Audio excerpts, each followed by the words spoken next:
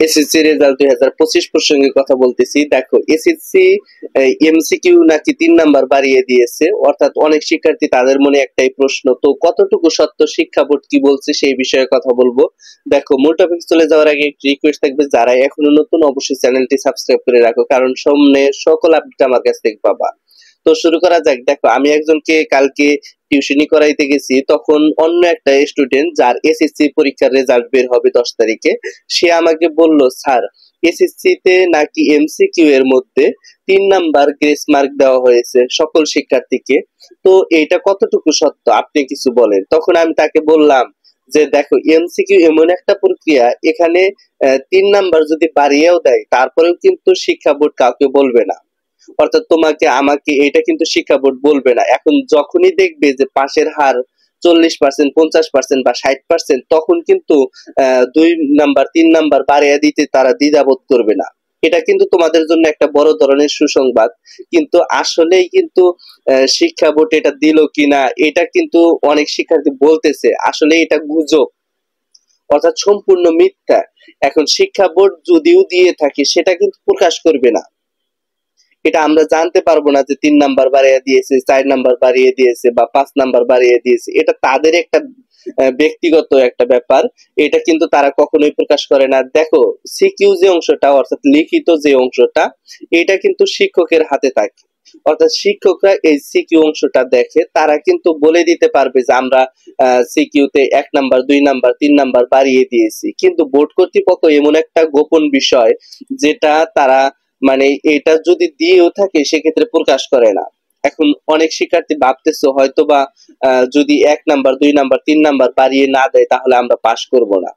দেখো, গত বছর কিন্তু অনেক শিক্ষার্থীকে নাম্বার বাড়িয়ে দিয়েছে, 1 নাম্বার 2 নাম্বার 3 নাম্বার বাড়িয়ে দিয়েছে, এবছরও তার ব্যতিক্রম হবে না। এখন কেন ব্যতিক্রম হবে না? যদি মনে করো নাম্বার না বাড়িয়ে দেয় তাহলে কিন্তু শিক্ষার্থীরা পাস করতে পারবে না। 100% দেখা যায় যে সেখানে 40% পাশের হার থাকবে। আর কোনো বছরই আমরা লক্ষ্য করি নাই যে 40% পাশের হার থাকে। যদি 40% পাশের হার আনে, সেক্ষেত্রে শিক্ষার মানটা, অর্থাৎ তোমাদের 2024 সাল 2023 সালের সাথে মিলবে না, অর্থাৎ তোমরা যে 2025 সালের শিক্ষার্থী, এটা সম্পূর্ণ ব্যতিক্রম হয়ে যাবা।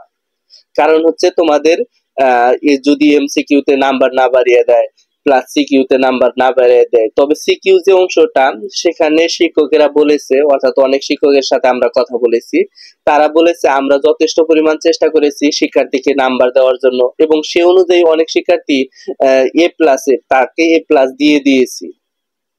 দেখা যায় সেখানে 70 মার্কের অ্যান্সার বা করতে হয়, সেখানে হয়তো বা কোনো শিক্ষার্থী 60 পাইছে, কোনো শিক্ষার্থী 65 পেয়েছে।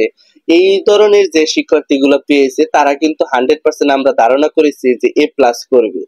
আবার কিছু শিক্ষার্থী আছে পাস, অর্থাৎ 70 এর মধ্যে 23 পেতে হবে, সেখানে অনেক শিক্ষার্থী 21 পাইছে, 22 পাইছে, সেখানে আমরা গ্রেস মার্ক দিয়েছি।